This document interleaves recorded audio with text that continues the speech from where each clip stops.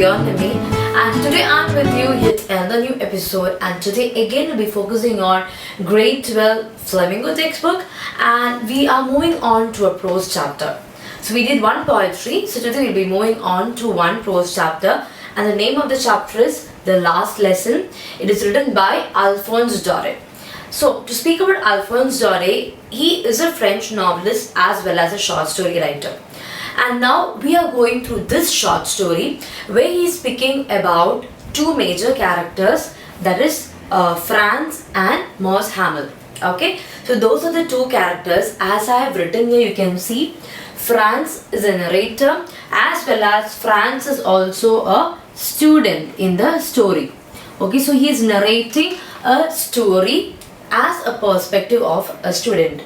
And then his teacher Moss Hamel, who is a French teacher, he has already got 40 years of teaching experience. So this is a story between teacher and a student. And I'm sure while you're going through the story, you can get through, you can remember a lot of incidents what happened in your own class with your teacher.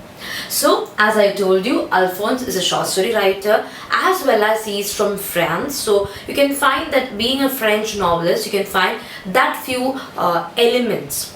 Now one more point what I mentioned over here is the setting.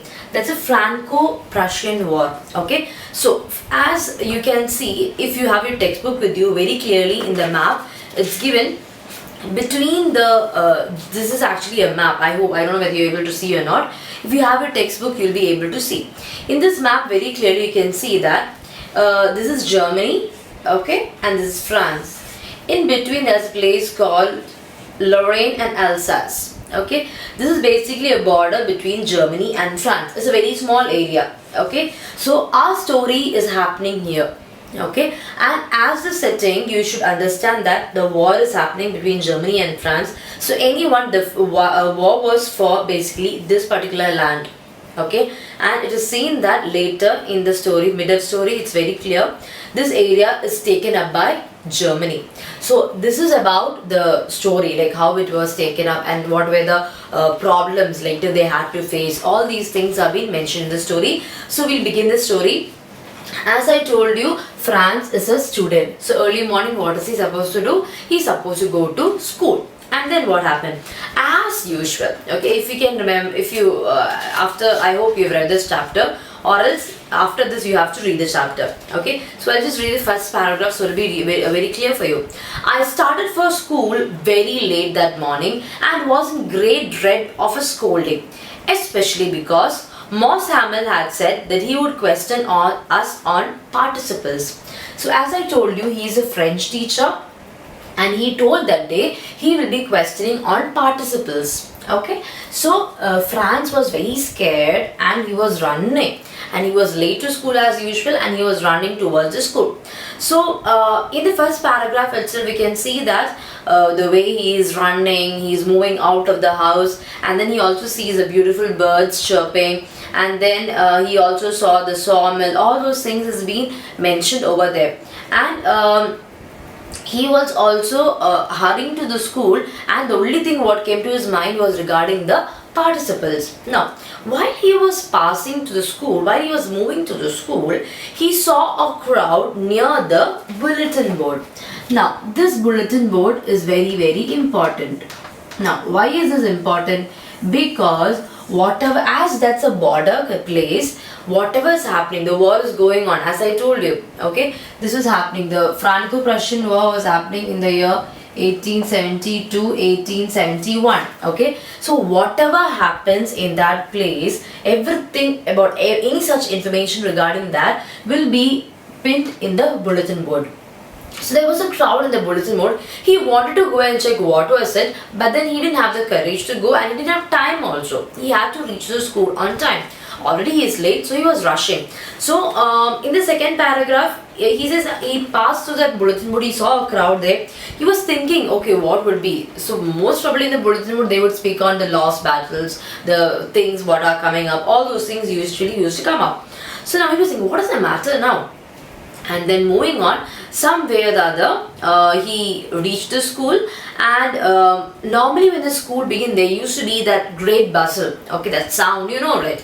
That great sound used to be, but that day it was a perfect silence. Okay, so normally when they begin the school, you can see teachers might be repeating the words, asking the students to repeat, and also you can see that initial students getting into the class, all that bustle used to be there, but that particular day it was deep silence. So, but now it was all so still.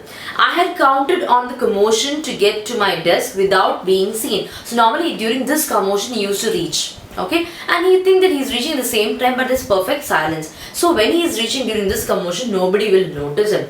But that day it was perfect silence. That day everything had to be as quiet as Sunday morning.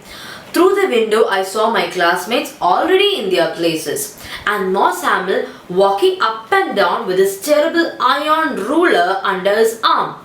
I had to open the door and go in before everybody. You can imagine now how I blushed and how frightened I was. Obviously, he didn't learn the participles, and he was so scared about that, and Moss Hamill always had that scare also. So he got in. Moss Hamill didn't have any reaction. He just said, "Please go to your place quickly, little Franz." So he went to his place. He quickly reached the place, and he saw that Moss Hamill that day was wearing nice green color coat. Okay. Now, what specialty of it? He used to wear this green color coat, and he had this frilled shirt. He normally used to wear this only on special occasions, and those occasions are basically on the inspection day or the prize day. No other day he used to wear his green coat, but that day he was wearing that. So Franz was thinking, like, what happened? So silent, why is he wearing the dress, and all those kind of things. And then there's a sentence in page number 4, but the thing that surprised me most was to see on the back benches that were always empty, the village people, not village children, village people sitting quietly like ourselves, just like children, they were sitting there, village people.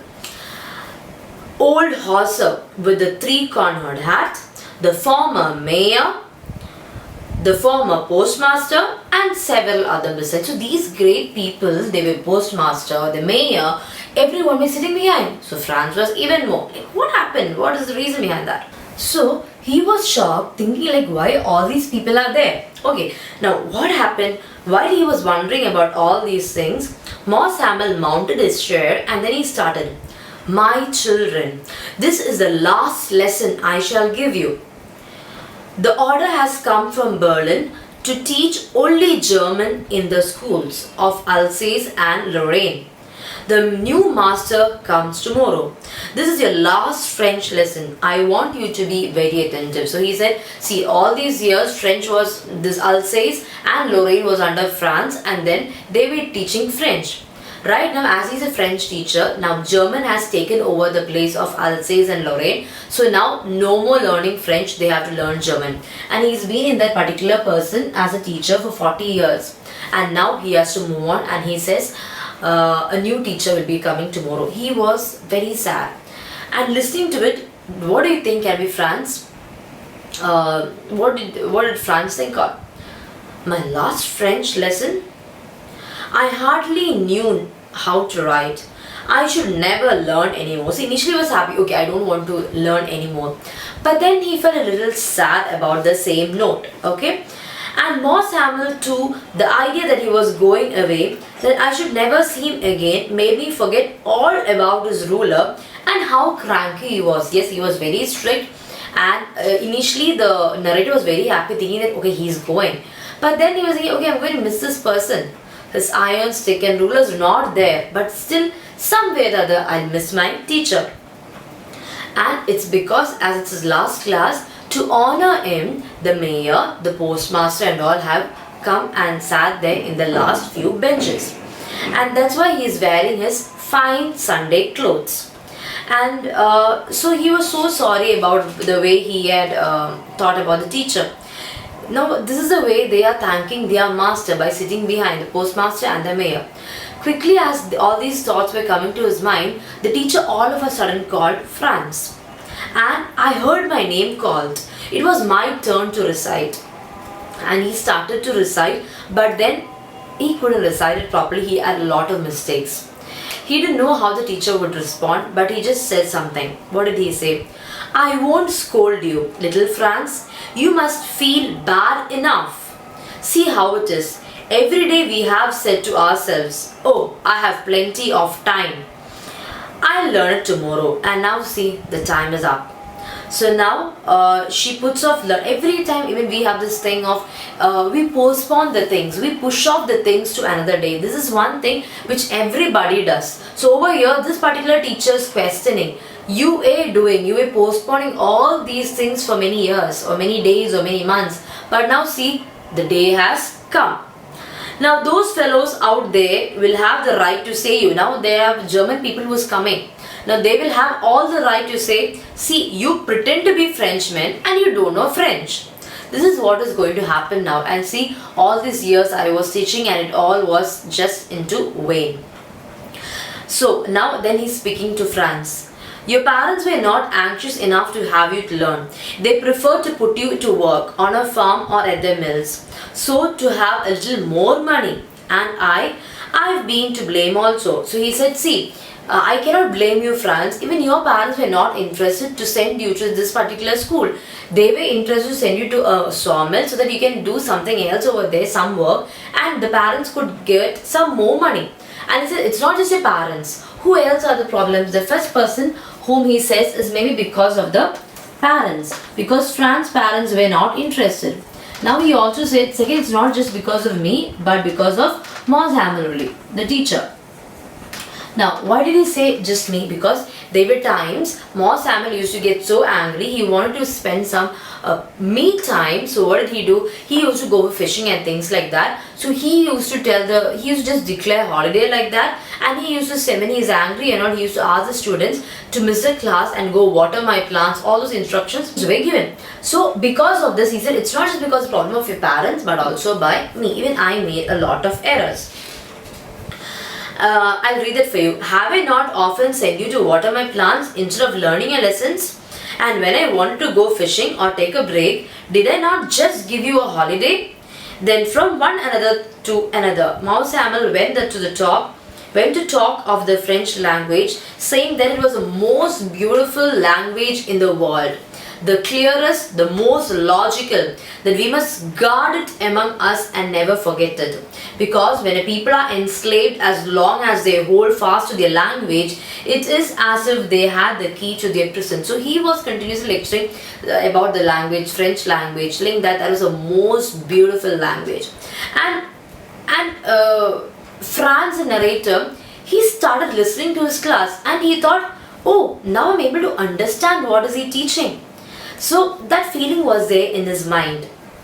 Now everything is being taken up by Germans. So they were all sad and things like that. Okay. Now after some time, what happened? He saw Moss Hamill was sitting motionless on the chair, and then yes, he was also looking out because the garden, everything which he made, now everything should be given to the another master, and he has just to leave the place. And then he was just looking outside the garden and just looking outside, just looking at the garden, enjoying it. All those things were happening. And all of a sudden, what happened? All of a sudden, the bell rang. All at once, the church clock struck 12. At the same moment, the trumpets of the Prussians returning from drill sounded under our windows. Moss Hamill stood up, very pale in his chair. I never saw him looking so tall. My friends, said he, I. But something choked him and he couldn't complete. He turned to the blackboard and he wrote, Viva le France, means long live France. And then he stood and he said, school is dismissed, you may go. That's where the story ends. Such a nice story where he speaks about the beautiful French language, where he says, long live the France. So that's where he says the real love towards a country should be there. That is why I have written the theme as patriotism. There is a feeling which everybody should have towards their country. freedom of language. We should have the freedom of language, freedom to speak any language what we like. We should value one another. The students, especially France, did not value the teacher. But when he realized that they were leaving, at that time he was able to understand his worth, understand his value. So this is basically the theme of the story. Moss Hamill character, Franz was another character who was a narrator. So this is all about the story, the last lesson. Question number 1. What changes did the order from Berlin cause in the school? So as the teacher begins, teacher says this. The order has come from Berlin to teach only German in schools of Alsace and Lorraine. So the order from the Berlin was to teach only German in the schools of Alsace and Lorraine. Now, question number 2. Why were the elders in the village sitting in the classroom? Basically, the elders were sitting in the classroom to pay their respect and thanking their master for spending his 40 years of teaching service into that school, to show their respect and to show their gratefulness that elders were sitting in the classroom. Our language is part of our culture and we are proud of it. Justified. Yes, and very clearly the author is speaking, the teacher is speaking about the language, French language, how beautiful it is, it's a logical language and was part of our culture for all these years. So we shouldn't leave that to any other person. So right now you were mocking at it, you were not interested in learning French, but you should value it. So all those things have been given, and there's a time when Franz also understand and he is able to, and he feels so bad that he didn't give much importance to the language French. And one more thing about, you can write this from the textbook, where he says it's a clearest language, logical language, beautiful language, and he also said it is our duty to guard it, no one else will guard it, and it is our duty to speak whatever language we like.